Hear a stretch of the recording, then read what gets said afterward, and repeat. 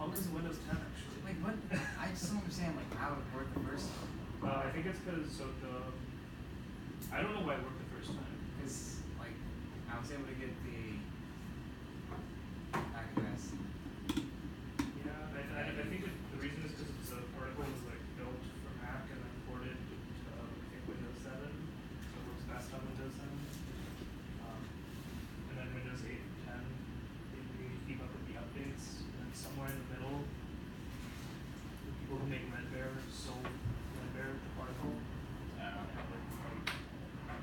I think it's part. I don't know if this is the case, but I'm somewhat confident that part of that, somewhere along the way, they like made issues with drivers that connect to your Red Bear.